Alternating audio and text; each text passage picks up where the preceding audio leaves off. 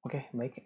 Selamat malam, salam sejahtera untuk kita semua. Perkenalkan, saya Antoni Sandi Arjun dengan NIM 13011803999. Di sini saya akan coba untuk mempresentasikan hasil dari proposal terkait dengan penelitian saya atau tugas akhir saya yang berjudul dengan sistem pemberi rekomendasi film berbasis chatbot dengan latihan semantik analisis pada platform Telegram menggunakan Dialogflow.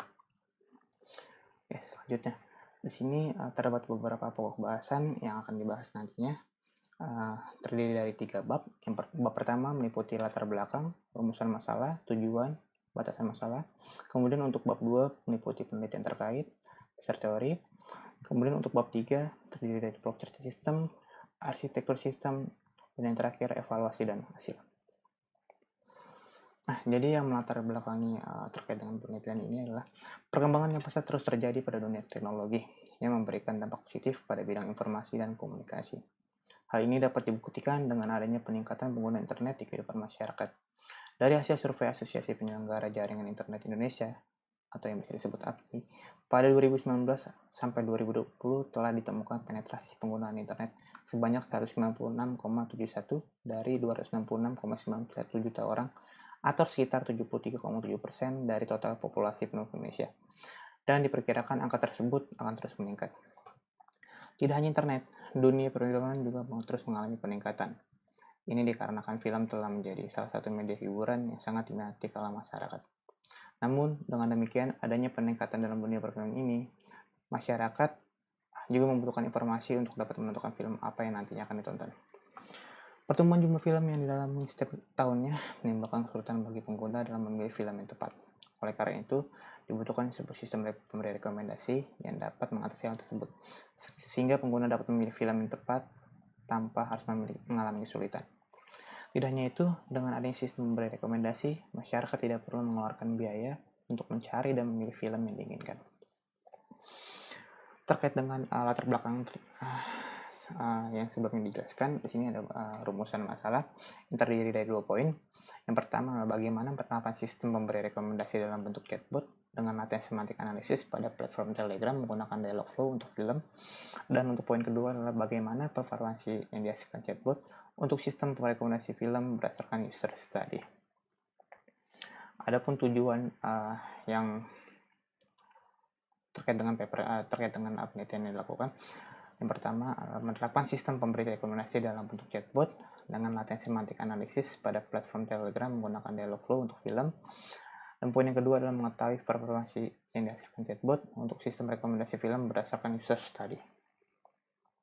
Kemudian ada pun juga batasan-batasan masalah yang terkait dengan penelitian yang diambil ini. Yang pertama adalah bahasa yang digunakan pada chatbot yaitu bahasa Indonesia, hanya bahasa Indonesia. Jadi bahasa yang digunakan itu hanya bahasa Indonesia, tidak digunakannya bahasa yang lainnya.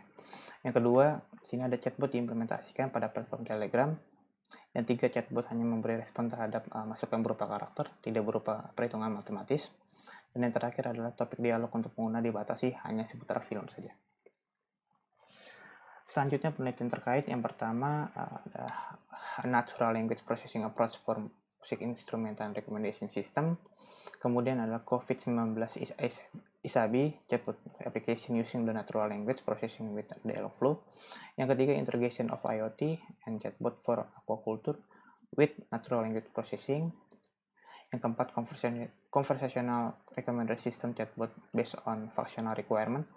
Dan yang terakhir adalah query expansion evaluation of chatbot application. Selanjutnya mengenai dasar teori, di sini terdapat 5 poin yang menjadi dasar teori dalam penelitian terkait. Yang pertama adalah sistem pemberi rekomendasi, yang kedua ada chatbot, yang ketiga ada Telegram, yang keempat ada Dialogflow, kelima natural language processing yang meliputi lower casing, tokenization, stopport removal, dan yang terakhir stemming. Jadi untuk sistem pemberi rekomendasi merupakan sebuah alat penyaringan informasi yang digunakan untuk memperkirakan preferensi pengguna dan membuat rekomendasi berdasarkan preferensi tersebut.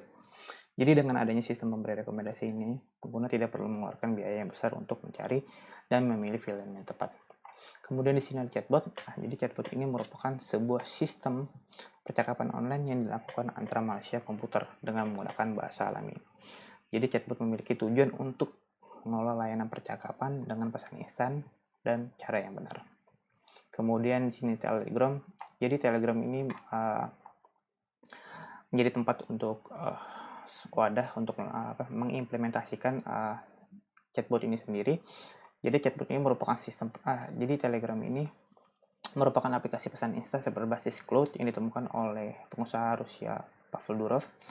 Jadi dengan adanya Telegram ini, pengguna dapat mengirim pesan dan bertukar audio, foto, video, stiker maupun jenis file apapun.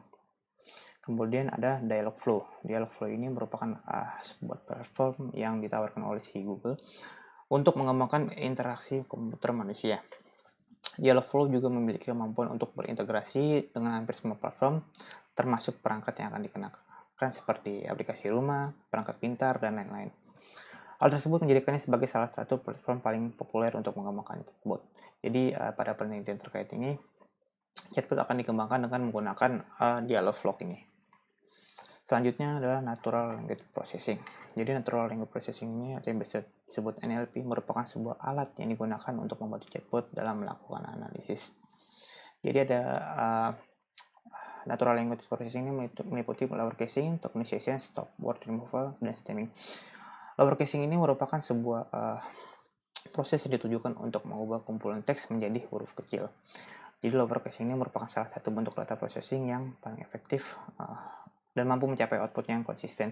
Kemudian di sini ada tokenization. Tokenization ini dalam natural language processing. Tokenization ini digunakan sebagai proses untuk pemecahan teks menjadi beberapa token atau bagian.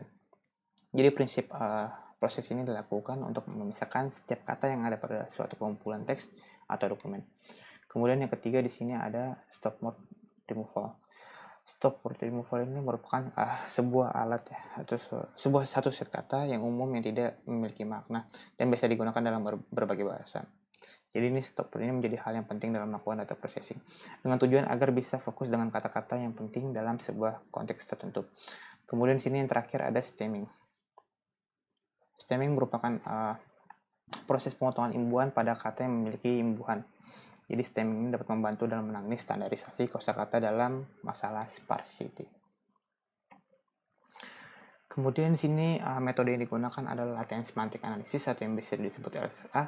Jadi latent semantic analysis ini atau yang bisa disebut LSA ini merupakan sebuah metode yang memanfaatkan model matematika atau statistik untuk menganalisa struktur semantik suatu teks.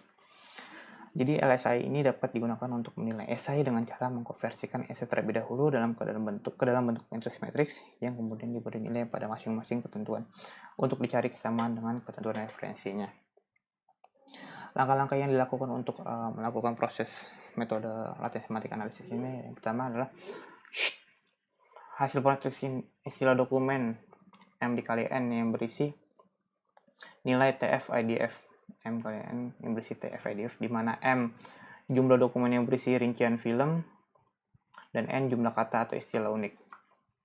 Kemudian yang kedua, mengurangi singular vector decomposition atau FVD, dimensi dikurangin. Yang ketiga adalah matriks tersebut didekomposisi menjadi 3 matriks lainnya. Misalkan matriks A dikali matriks N didekomposisi menggunakan SPD. Ini akan didekomposisi sebagai matriks U, ini matriks U, kemudian matriks S, dan matriks V pangkat T. Dan direpresentasikan sebagai A sama dengan U dikali S dikali V pangkat T.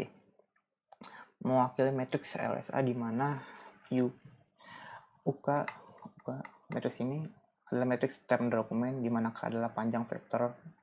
Kemudian di sini ada FK adalah matriks term topik yang merupakan representasi vektor dari term. Kemudian yang terakhir di sini ada S. S ini adalah matriks diagonal dengan angka non negatif pada diagonal yang digunakan untuk perskalaan. Selanjutnya untuk flowchart system. Jadi ini merupakan flowchart system dari yang akan dikembangkan nanti. Yang pertama adalah pengguna harus terlebih dahulu mengirimkan pesan kepada sistem chatbot sebagai awal memulai percakapan. Jadi untuk memulai percakapan ini pengguna harus menggunakan platform Telegram. Kemudian percakapan disampaikan ke dalam chatbot. Kemudian sistem chatbot akan bertanya terkait dengan film yang akan disampaikan pengguna seperti deskripsi, genre, maupun ulasan. Kemudian akan dilakukan proses latihan semantik analisis untuk menangkap konsep dari pesan yang disampaikan pengguna. Hal ini bertujuan mengetahui secara spesifik topik apa yang diinginkan sampai ke pengguna kepada sistem chatbot. Setelah dilakukan proses semantik analisis ini, sistem akan mengambil data berdasarkan spesifik topik yang telah diambil dari pesan pengguna dari pada database ini. Sistem chatbot akan menampilkan rekomendasi film berdasarkan topik yang ada. Pengguna akan mengirimkan pesan kembali kepada sistem chatbot untuk memberikan pendapat terkait rekomendasi film yang telah diberikan. Jika pengguna tidak suka dengan rekomendasi film yang diberikan, maka sistem chatbot akan memberikan rekomendasi film yang lain berdasarkan topik yang ada. Kemudian jika pengguna suka dengan rekomendasi film yang diberikan, sistem akan menampilkan informasi terkait dengan film yang disukainya. Kemudian di akhir menutup percakapan. Kemudian di sini terdapat arsitektur sistem. Jadi untuk arsitektur sistem ini terbagi menjadi 3 bagian. Yang pertama di sini ada data persistency layer, kemudian ada business logic layer, dan yang terakhir ada chatbot interface. Nah, untuk arsitektur sistem sendiri, untuk bagian data persistency layer terdiri data source dan data cleaning. Jadi data source ini merupakan sumber utama di mana data berasal. Jadi sumber data yang bisa didapatkan dari dataset, database, atau spreadsheet, dan lain-lain. Jadi untuk penelitian kali ini, pada penelitian penulis akan menggunakan Kaggle sebagai sumber untuk mendapatkan data. Data yang didapat berupa dataset yang memiliki format .csv. Kemudian di sini ada data cleaning. Jadi data cleaning ini merupakan tahap yang digunakan untuk menghapus bagian-bagian yang tidak relevan, seperti menangani missing value dan noise. Kemudian di sini ada business logic layer yang meliputi data processing. Jadi data processing itu adalah teknik yang digunakan untuk mengubah data mentah menjadi data dalam bentuk format yang berguna dan efisien. Tahap ini meliputi beberapa proses seperti lower casing, mengubah data menjadi huruf kecil, kemudian menghapus stop word, kata umum yang tidak memiliki makna, tokenization, membagi kumpulan teks menjadi token atau bagian tertentu, kemudian stemming, untuk memotong kata yang berimbuhan. Kemudian selanjutnya latihan semantik analisis. Jadi latihan semantik analisis ini merupakan metode untuk menangkap konsep tersembunyi dari dokumen, sehingga dapat diketahui topik apa yang ingin disampaikan oleh pengguna. Kemudian terakhir di sini ada quotient similarity. Quotient similarity ini ada digunakan untuk memperkirakan tingkat kemiripan antar dokumen atau teks. Kemudian yang terakhir di sini ada chatbot interface. Chatbot interface merupakan antarmuka yang dapat membantu pengguna untuk berkomunikasi dengan sistem dan dapat mendapatkan hasil rekomendasi yang relevan.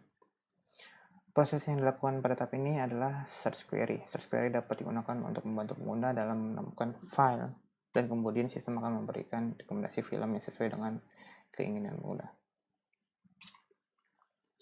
Kemudian di sini ada evaluasi dan hasil.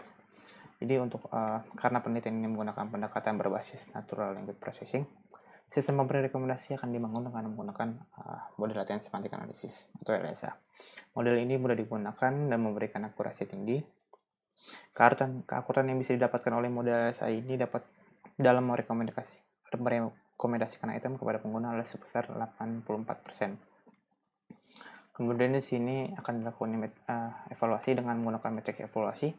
Yang pertama di sini ada TF-IDF, Term Frequency Inverse Document Frequency, di mana TF-IDF ini merupakan teknik berbasis statistik yang digunakan untuk menghitung bobot setiap kata. Jadi dalam penelitian ini TF-IDF digunakan untuk menghasilkan matriks agar sesuai dengan masukan dan menghasilkan rekomendasi yang relevan. Kemudian yang terakhir di sini ada quotient similarity. Jadi quotient similarity ini